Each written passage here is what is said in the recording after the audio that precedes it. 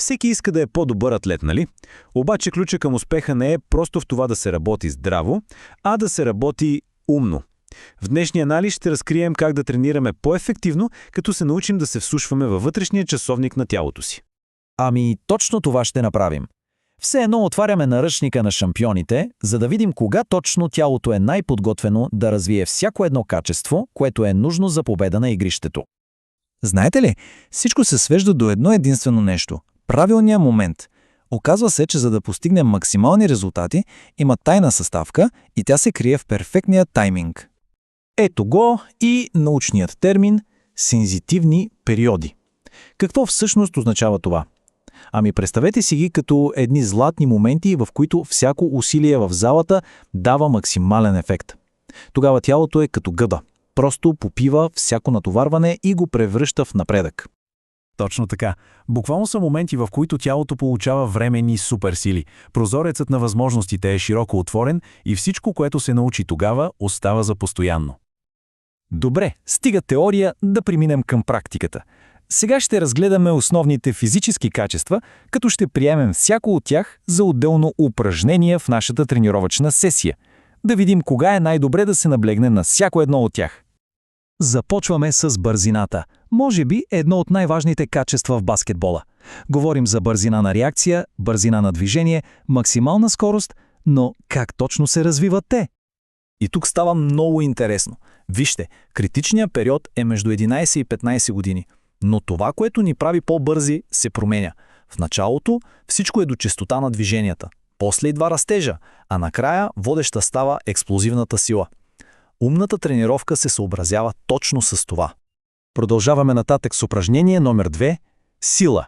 Но, внимавайте, тук не става дума просто за сила.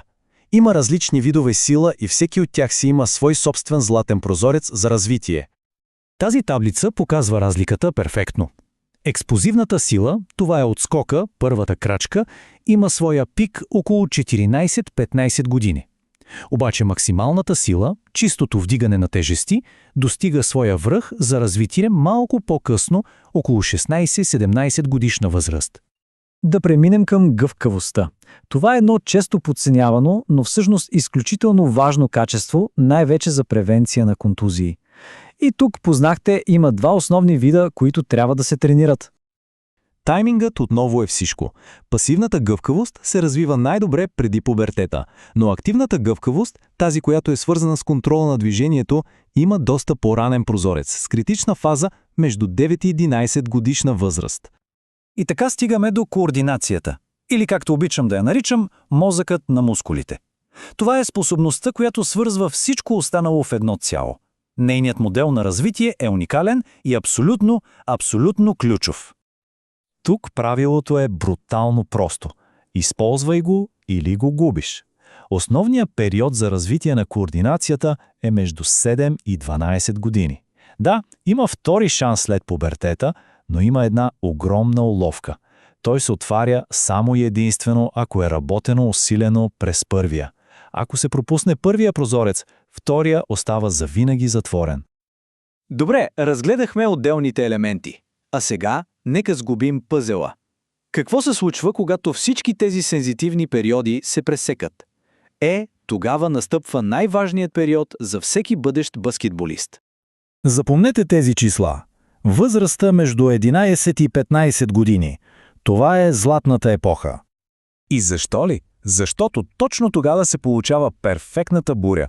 Засичат се оптималните прозорци за развитие на много от най-важните качества и то едновременно. Това е момента, в който се полагат основите на бъдещия шампион.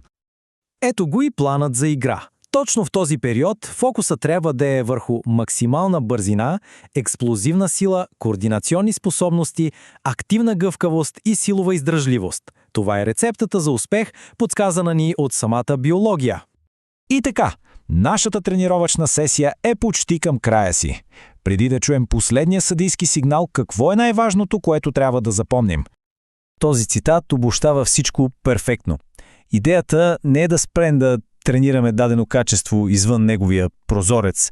Идеята е просто да акцентираме върху него тогава, когато е ефектът най-силен и, разбира се, винаги съобразено с конкретния атлет. В крайна сметка, сензитивните периоди са важен ориентир, но не са цялата картина. Разнообразният и най-вече забавен подход към тренировките е ефективен винаги. Балансът е ключът. И ето го и въпросът за размисъл. Знанието е сила, но само когато се прилага. Как тази информация ще промени следващата тренировка?